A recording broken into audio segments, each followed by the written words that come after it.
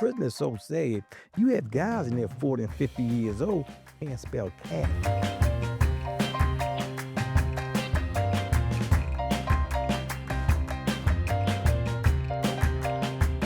Thanks for joining us on Local Roots. I'm Alicia Barnes here on Queen City News Plus. This episode is called From Street Legend to Community Leader. With summer starting in a matter of days, juvenile crime remains top of mind for law enforcement all across the Queen City. And a local community outreach program is now working to guide young people toward making positive life decisions. Prison is not a playground. Officially launched in April, organizers say the program offers teens a safe space to learn life skills and hear firsthand about the consequences of crime. I want to welcome in our guests, Antonio and Tara Barnes. Thank you so much for being here. I mean, this is a heavy conversation, and you bring so much to this conversation for young kids to really understand. So, first, let's talk about your personal background, your personal history. You started early in a life of crime. Yes. Yes. Well, Right. yes, I was in the street actually when I was about 11, 12 years old, dealing with selling little marijuana and selling little volumes at the time. But I want to actually help these young people and deter them from going to prison because I knew right from wrong. I disregard all the rules and values that I was taught. It's no excuse. I had a great set of parents. Mhm. And so I did go to prison for 37 years. And I like to tell these young people that it's nothing wrong with doing the right thing because it's the right thing to do. And prison is definitely not a playground. If you're looking for depression, anxiety, mental health, this is what you're actually going to get. Before we talk about how much help you're giving the Charlotte community and youth here, I think it's important for people to really understand. Let that sink in just for a minute for people. 37 years. That's not that's not a year, that's not 2 years. 37 years is a lot of your life that you're kind of making up for. And I think it's important for young people, especially if they're watching this, listening to this, or even their parents, for them to understand these choices that they're making when that jail cell closes and kids are sentenced to time, what is your message that you wanna let people know? We know it's terrible and miserable, but is there anything that you could have said before these actions when they know they're doing something wrong? Is there any message you have for young people? The message that I have for young people, and I tell them all the time, soon as we get in trouble, first thing we say when we land themselves, listen to my. Mm, And it sounds corny when I tell him that mhm, education and listen to your parents. First of all, it's nothing that a friend or a partner can tell you mhm, that's going to overrule what your parent told you. Because our parents are our teachers for our first 4 or 5 years of our life. mhm. I don't know no parent that teaches their child how to be the best drug dealer, how to be the best robber. Um, and we will take these values that we're taught and get out in the street and just do the opposite. When we leave these doors, we do have a choice Mhm. to make, and we have to make the right choices because you're going to get rewarded for everything you do in life. If it's bad, you might not like it Right. because you're going. I mean, it might be the choice that I had. You might not get that second chance like I got. If it's good, you're going to be successful, and I mean, things going to move right along for you, and you'll get a chance to build your life. Mhm. You talk about second chances. So, Antonio, you had an article that came out in the New York Times. And I'm gonna hold this up so people can be able to see if you want to be able to check out and have more information on Antonio. But this is impressive. I mean, it talks all about your world, your life. And very interesting is the character Bird in the TV show The Wire, loosely based on your life. Mhm. And how that happened. You grew up in Baltimore. So a lot of these things, I was a fan of The Wire. I know you haven't watched it because you said I've lived it. But in terms of The Wire, a lot of this is glorified, to be able to make quick money, to be able to have a hot girlfriend or, have like all this lifestyle that kids see. When you talk to youth here in Charlotte, this is a different time where you can really listen to what they have to say. What are kids telling you? The same thing that I just mentioned, they're glorified about. Imma put it like this, Mhm, it was this commercial that I used to watch, it was an insurance commercial. When I was locked up, it was 4 windows, and you got 4 people hanging out these windows saying, "I want my money and I want it now." Life don't work like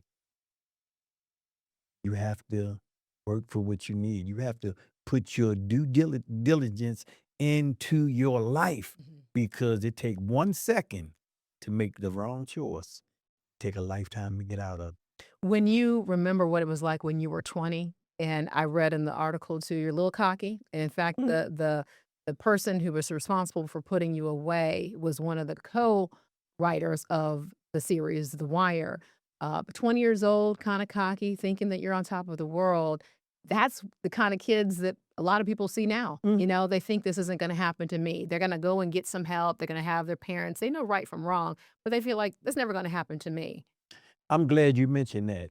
And one thing I think is good for a person like me that has been there is you get a chance to talk to these people and it's authentic. This is not something somebody told me.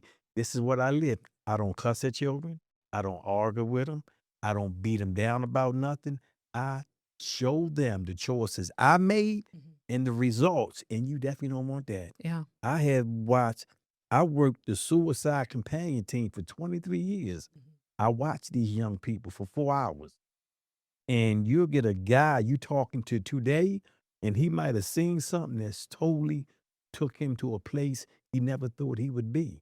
Don't know his I mean, he he in a cell, he's putting feces on himself, he's eating feces, he's drinking urine, he just done went out his mind.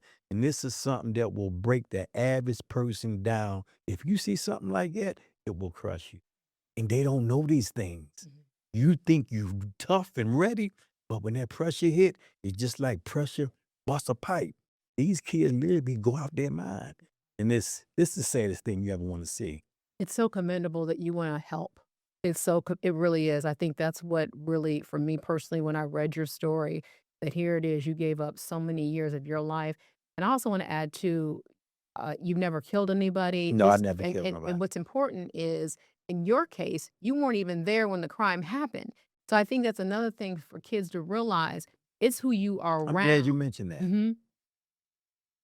I did a segment for Charlotte, Mecklenburg police camp for the youngsters, and I explained to them what conspiracy is. Conspiracy is if you got a friend, you and him close, Mhm. and he talking about, man, I'm gonna kill such and such. He like, all right, then that's all right. Just him agreeing with that, You're connected. and you're knowing that you can be in California, and this kid can do this here.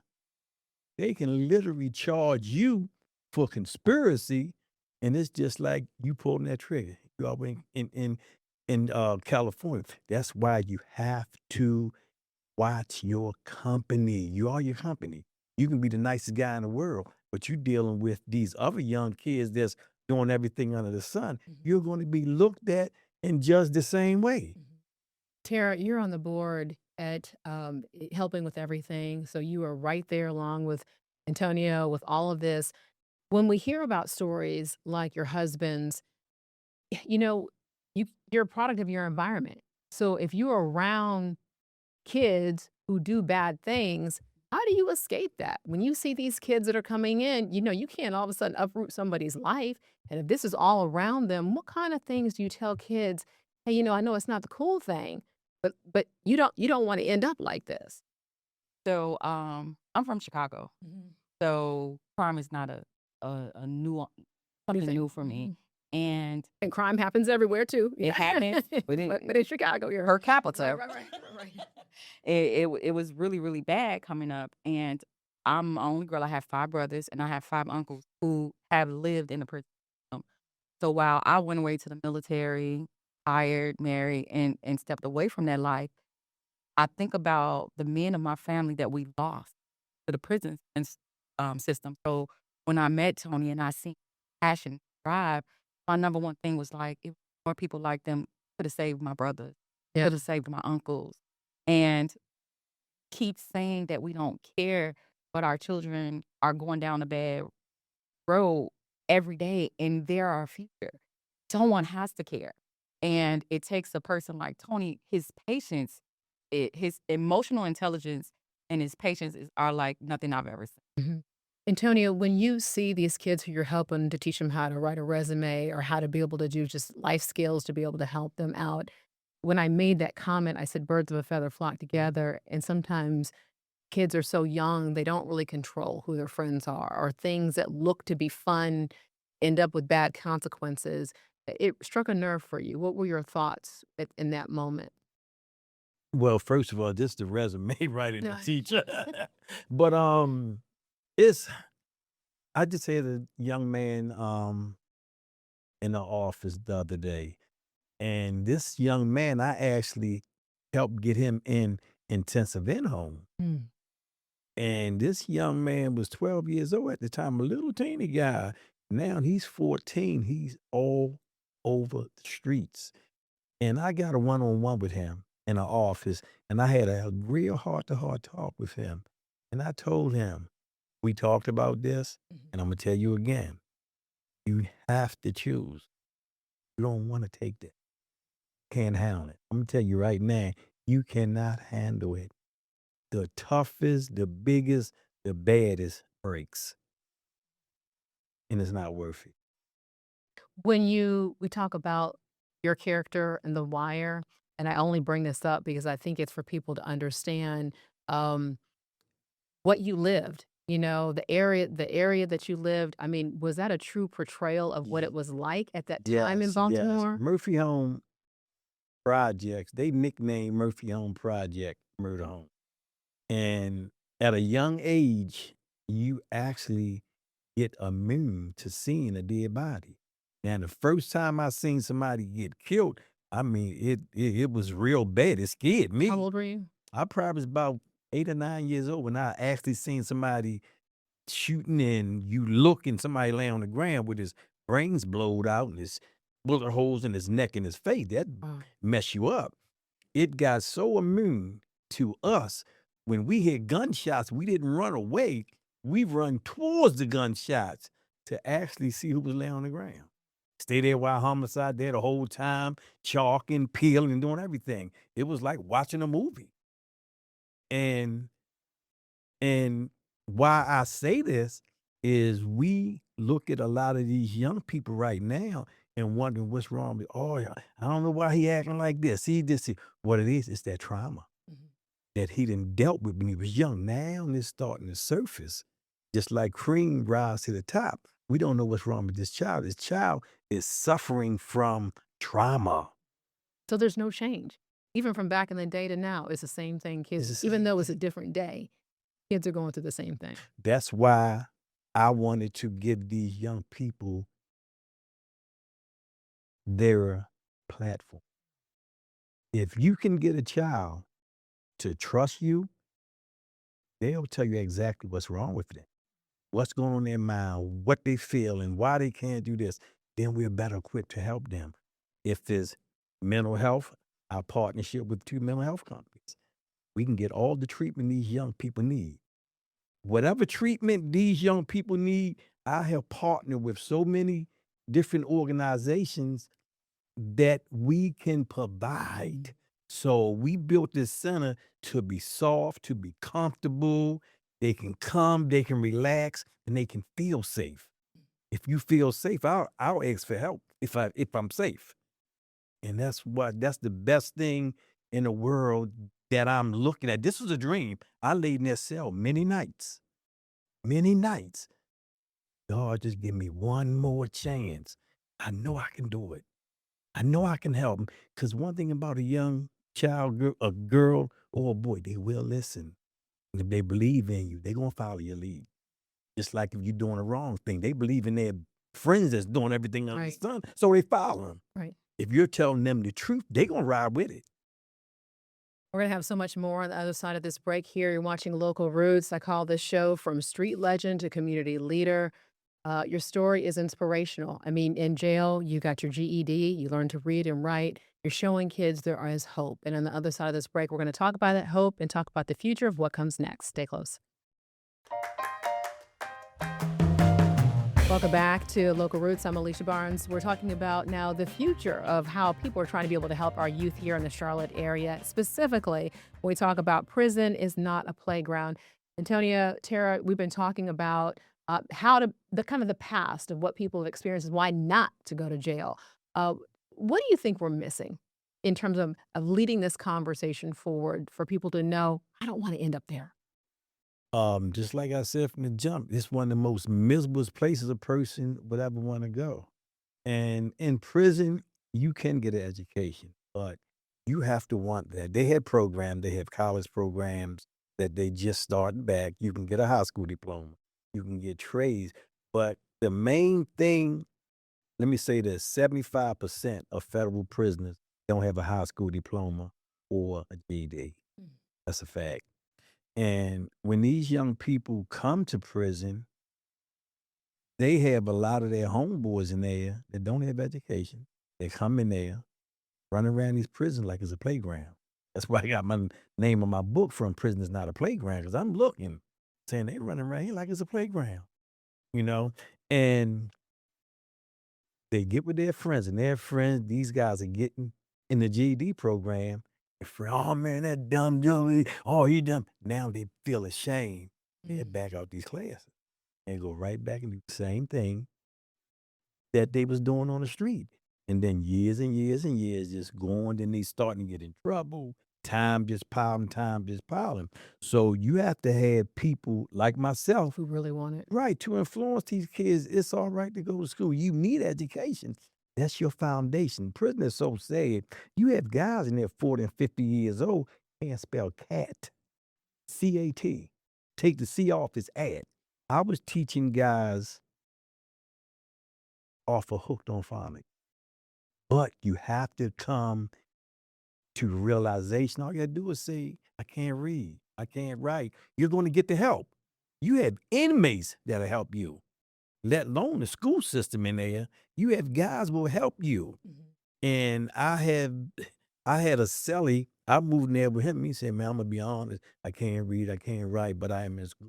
I said, man, look, every day we're gonna do homework. We're gonna do your projects. And this man got his GED.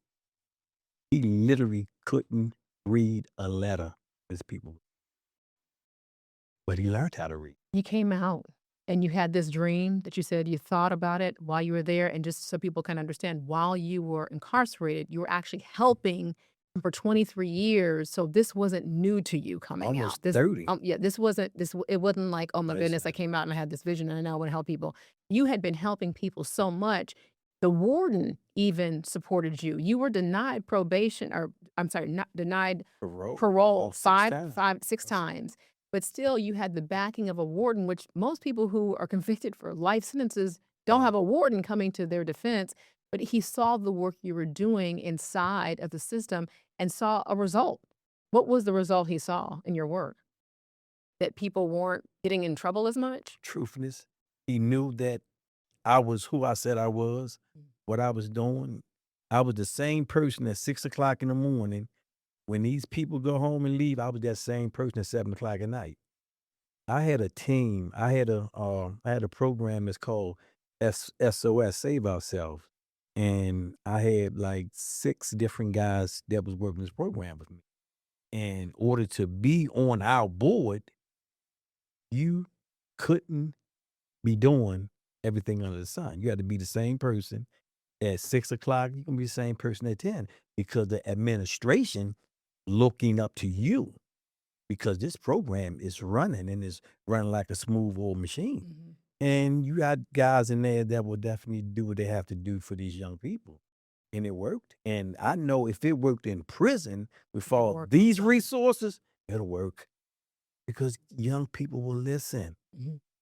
Here in Charlotte, you've said that you've been able to see success. Mhm. What can people like? How do they reach out to you? How do they contact you? How do they get part of the program if they want to be able to help out? Give us all the details and kind of lay out what you actually offer.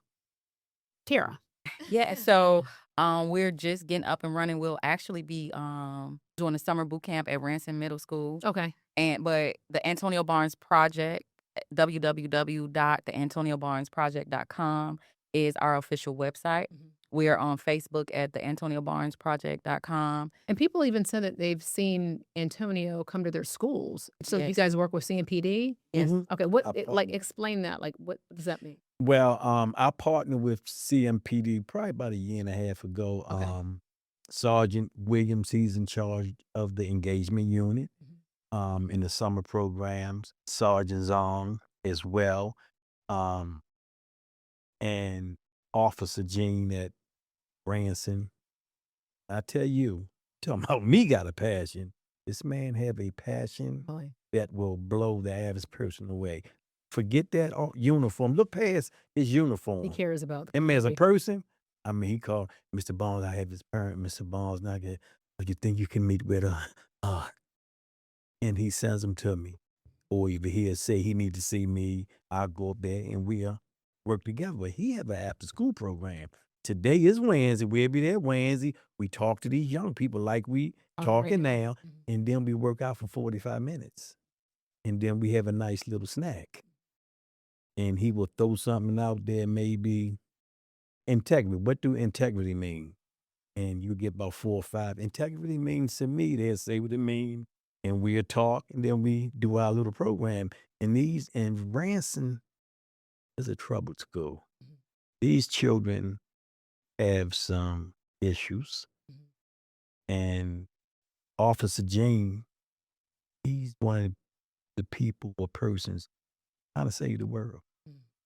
He's there sometimes 7, 8 at night. He's a married man. He have a life, and she tell me you have to have boundaries. And he forget that uniform. The person, great guy. Are you seeing in the young people in Charlotte here similar things that register for you? Like, have you ever met another young man that you're like, oh my gosh, that was me? Of Or course. so you do see yourself Of course. because you wonder, are they dealing with different things that we dealt with because there's social media and there's, you know, camera phones and cameras everywhere. You know what I'm saying? It's a different than what we grew up in. And a lot of them, they don't want to. School sounds corny. When you tell a person, man, you need to get Stay in education, and school. they be like, yeah, I onk. You know, Right, right. I They know. put you in the old And then, category. yes, and Right. then I give them proof. I said, let me tell you something, man. This is what goes on in there. Right now, you got 1 foot in and 1 foot out. You don't want to go there. The toughest want to be home with their family. And I tell them, you lose everything when you go to prison. I lost my mother, father, sister, brother, niece, nephew. You're not going to no funeral. You can forget that. You'd be lucky if you get a call saying your mother passed away. Can you imagine that? What was it like for you to give up who you were? Because you were well known in Baltimore. Everybody knew Bird. And you know how easy it was? I knew better. I knew from the jump. People ask me, how did you become this person or change to be this person? This person been me my whole life. Really? When I was growing up, if one of my friends' mother or father was in the hospital, I would go hustle enough money to get flowers, and I'd take them to the hospital. And in the New York Times article, one of the comments, one of the person left a comment, they was, you had your good reports and you have your bad. No, he should have stayed in jail for life. They should have never let him out and this, then. So one guy said, well, Antonio is doing what he was raised to do. They explained that how he was raised and who we come from. Now he's listening to his parents. His parent might be gone, but he's listening. And that's what it is. I knew.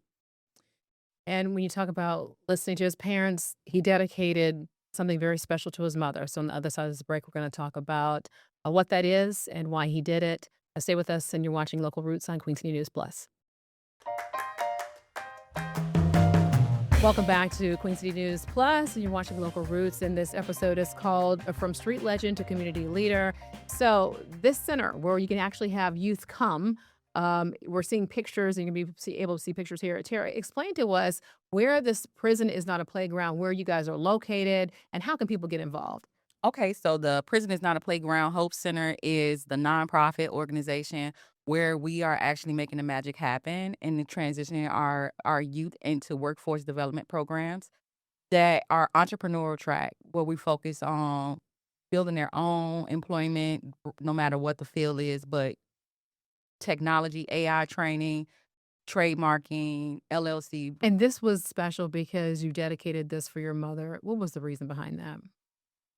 You the one built it. You the It's one your built the. mom. Well, I built. Well, I wanted to dedicate this because, like I said, I disregard all the rules and values, and this is not. I was a mama's boy first of all.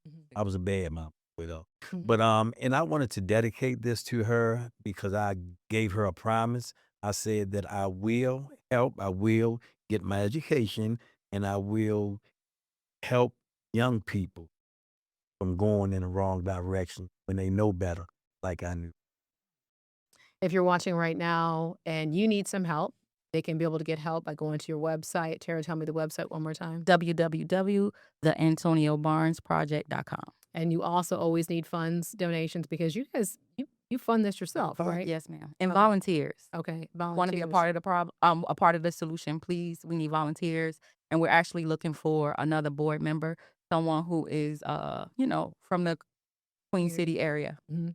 Well, I thank you so much for being our guest here on Local Roots. I know this is going to help somebody. Your story is inspirational. Antonia, what you're doing for the community is just, it's so great to be able to see that you're changing lives. So I just want to say thank you so much. And thank you for joining us on Queen City News Plus. I'm Alicia Barnes. I'll see you next time on Local Roots.